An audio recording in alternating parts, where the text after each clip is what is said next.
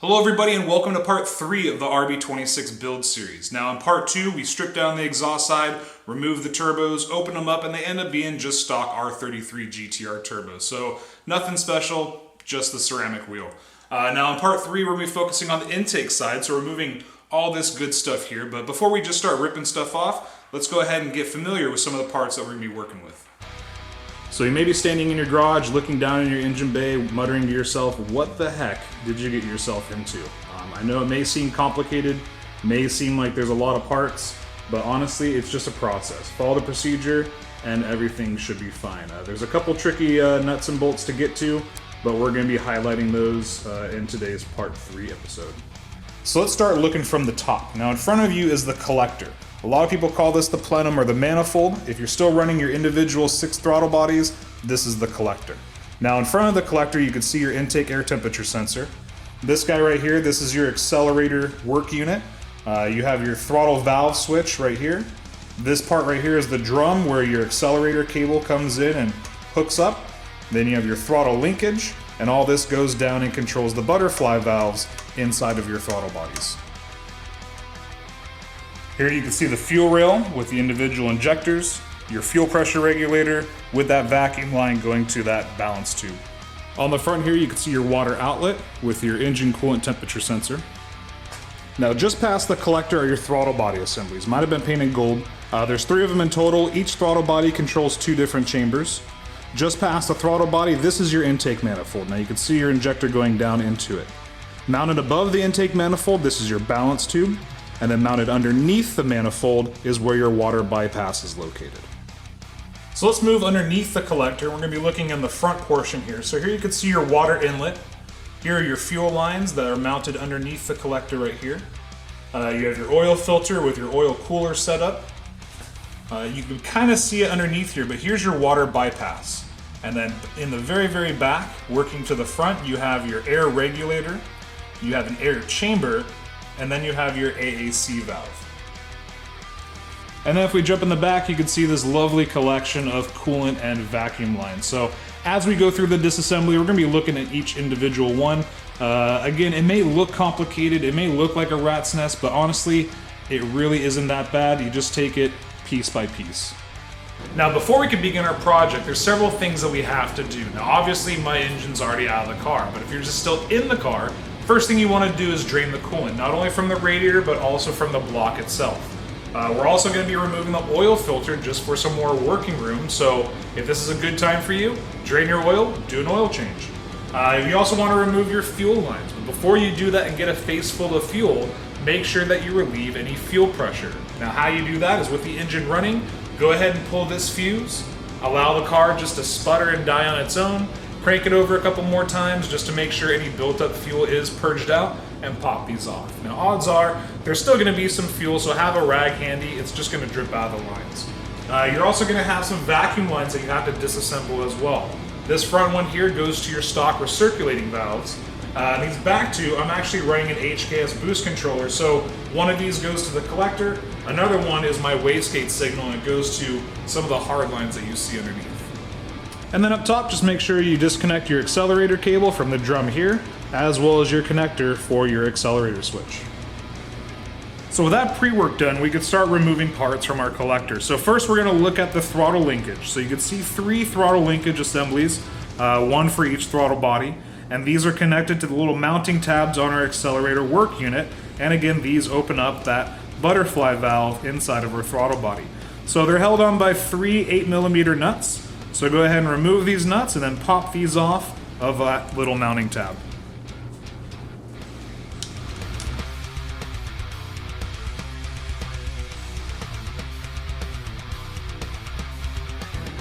Now there will be some small parts, so be very, very careful when you're removing them. You do not want to drop any of those.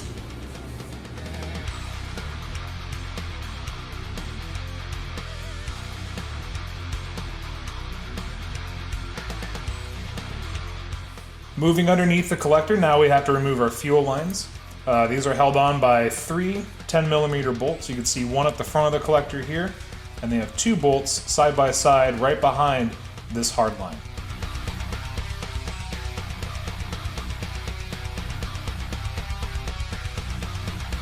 With that fuel line disconnected, we could just swing that down and out of the way for now. Next, we're going to work at the back of the collector. You can see these 3 lines coming out. One of them you can see is going to your AAC valve. The other line is coming down and heads straight towards the back of the block, but then makes a right turn and goes into the air regulator that's behind all this. And then I have this 3rd line here, which is going to my boost control solenoid. So we want to go ahead and disconnect all 3 of these lines.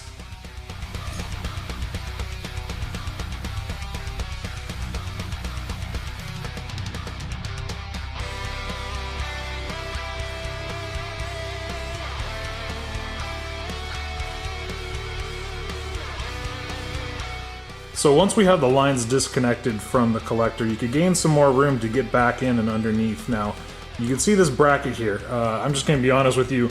I didn't put this bracket back on the last time I did this because it's just such a pain in the ass to get to. But the pipes themselves are already supported by another bracket up here, so I took the chance. There's actually 2 bolts that you're going to need to remove. One is facing forward and actually lines up with this little flange right here. And then the other one you can see is underneath, and that actually goes up and into this part of the collector there. So you can see it's really tight. It is a supreme pain in the butt, again, which is why I never put that bolt back after I did it the first time. So go ahead and remove those 2 bolts, again, that go into this bracket here and then up into the collector, and that way we could remove our air chamber. Now we can start working on the air chamber. The air chamber is held in by 3 different 12mm bolts. You can see one of them right here going up and into the collector. One of them right here behind the bracket that goes down to our oil cooler. Here's where removing that oil filter is going to gain you some more working room depending on what tools you have available. And then the other one is back behind this hard line here, again going up and into the collector. So I'm going to remove the oil filter, then we'll remove these 3 12mm bolts.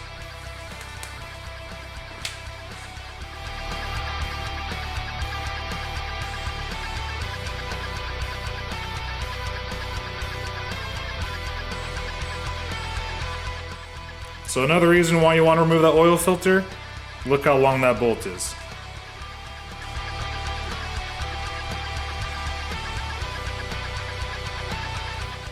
And then remove this 10mm bolt that's holding on this bracket, which secures the hard line that goes down to the air chamber. Disconnect and remove the breather line coming from our front diff.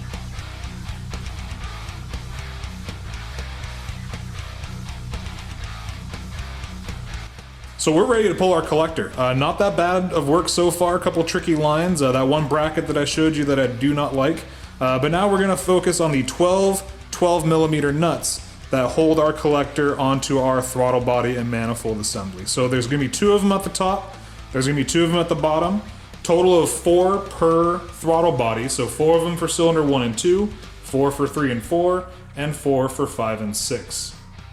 When we are removing these nuts, we're going to need an assortment of different tools. So not only are you going to need your regular socket with extensions and swivel ends, you're going to need your open and closed end wrench, but also for this last nut under here that's in the bottom of cylinder 6, what I found that works is a 1/4" drive with a 3/8 adapter, and then this little crow's foot 12mm. You can see how the position of this nut is just a total pain in the ass to get to, especially with your master cylinders here. You really can't get a ratchet in with any good access, but with this little crow's foot adapter you can get behind the collector there and go ahead and work the bolt off. Now, just like everything, there's a specific sequence that this has to be removed in. So looking at cylinder 1, we're going to be working our way from the bottom to the top, outside to the middle. Okay, so cylinder 1, we're going to work bottom right, top right. Cylinder 6, bottom left, top left. Cylinder 2, bottom and then top. Cylinder 5, bottom and then top. Cylinder 3, bottom and then top. And then cylinder 4, bottom and then top. Okay, so 12, 11, 10, 9, 8, 7, 6, 5, 4, 3, 2, and 1. All right, so there's your removal sequence.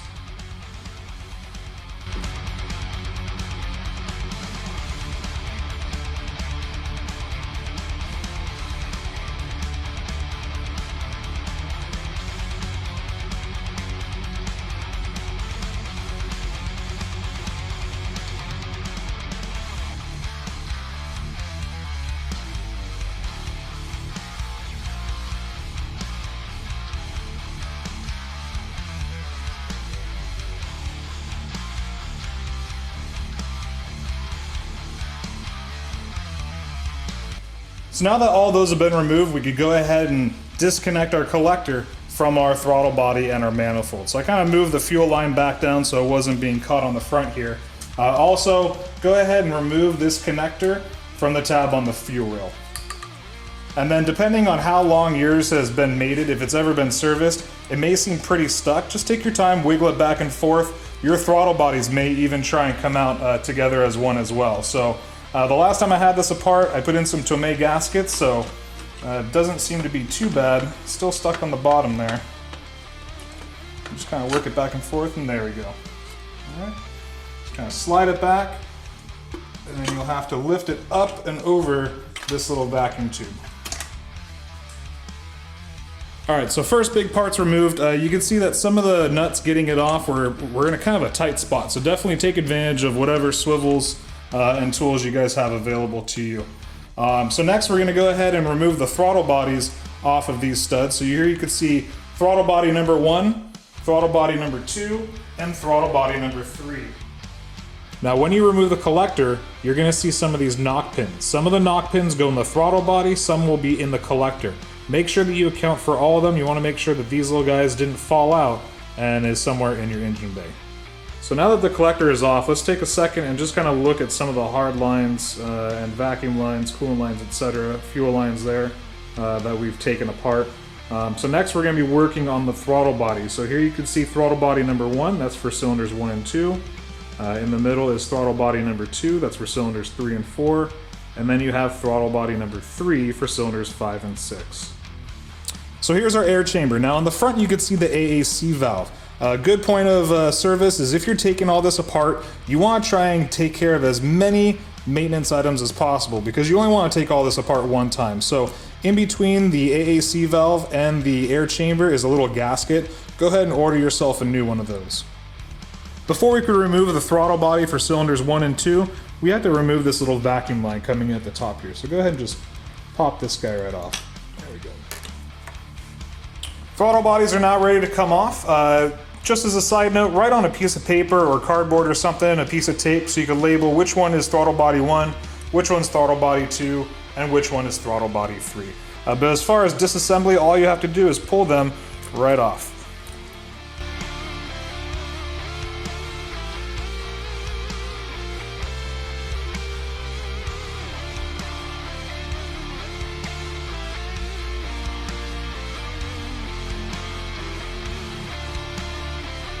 So with everything removed, you can really get a good look at the intake manifold. Underneath here is your water bypass and that air regulator that's tucked way in the back.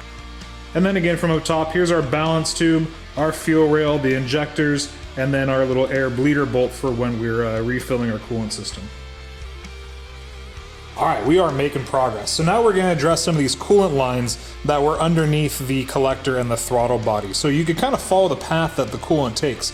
So over here is our water inlet where water's coming in to the block, and you have a fitting that comes off of that. And here's our first line. So that our coolant comes down through this line and into this water tube. And the water tube, it's gonna distribute it to a couple different locations. So the first one's gonna be down to our oil cooler. And then if we follow it up, it's gonna end up in a Y. And one of the Ys goes to our heater core, and the other one's gonna wrap around to the exhaust side, and it's gonna help draw that coolant that's coming out of the center housing for each of our turbos. If we look at the line underneath our oil cooler now carrying that hot coolant, it's going to be traveling up and into the same junction as this line that is also coming back from our heater core. Now right above that you can see a series of smaller hard lines. So attached to this water tube are also vacuum tubes as well. So part of the tubes on the right hand side over by cylinders 2 and 3, they're going to exit for our recirculation valve. And then on the left hand side, this is where the signal is coming in from, and this is getting the feed from our wastegate lines. So I'm going to go ahead and remove all these lines and the water and vacuum tubes, and we're going to make room to go ahead and pull that manifold off.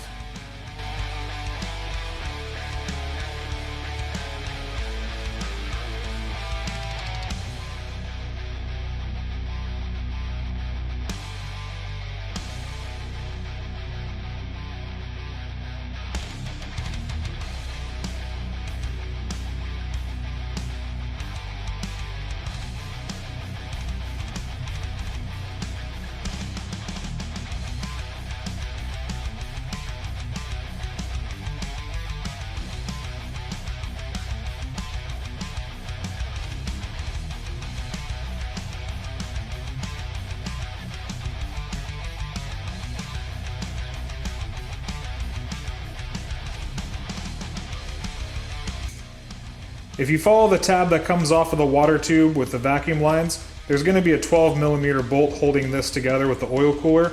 We're going to need to remove that in order to pull these water lines out.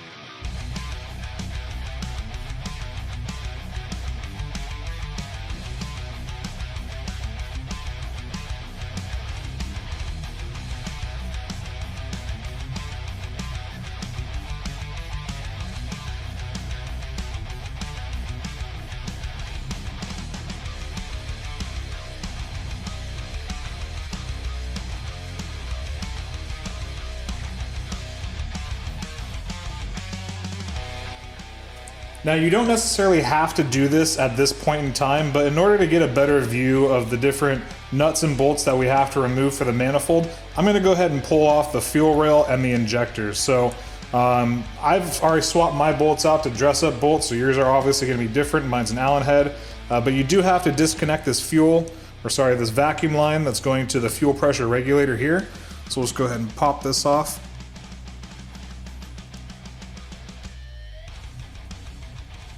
Okay, and now we can go ahead and remove these.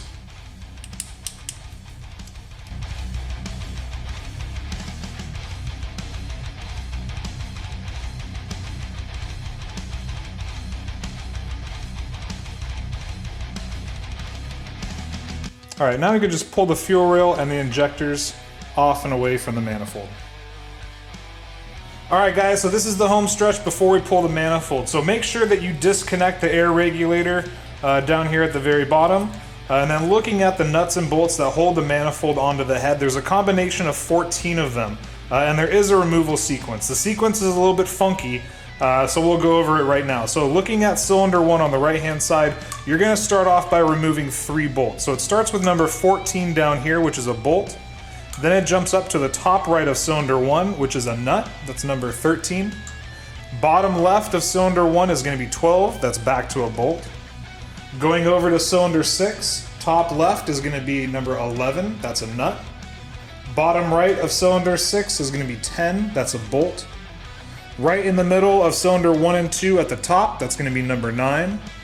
Bottom left of cylinder 2 is going to be 8. Right in between 5 and 6 at the top is going to be 7. Bottom right of cylinder 5 is going to be number 6. To the top right of cylinder 3 is going to be number 5. Bottom left of cylinder 3 is going to be 4. Top left of cylinder 4 is going to be number 3. Bottom right of cylinder 4 is going to be number 2, and this is back to a nut. And then right in the middle of cylinders 3 and 4 at the very top is going to be the last one, and that's number 1, right? So kind of a funky sequence. So again, we have 14, 13, 12, 11, 10, 9, 8, 7, 6, 5, 4, 3, 2, and then 1. All right, so we're going to go ahead and remove these. These are all 12mm, and then we'll be able to pull that manifold off and away from the head.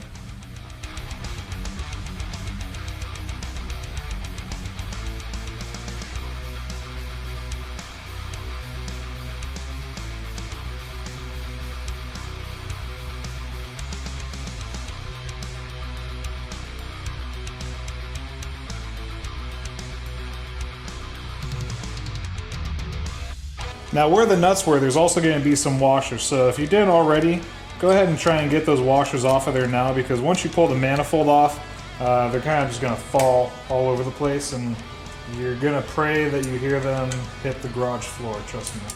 So if you can, take a minute and go ahead and just pull these off now. Alright guys, that's it. Manifold's ready to come off, so go ahead and support it underneath the outlet here. Also grab my cylinder 6 and just go ahead and work it off the studs. The gaskets might stick to it, mine stayed, so there you go. And the last thing we need to do is just remove the gasket.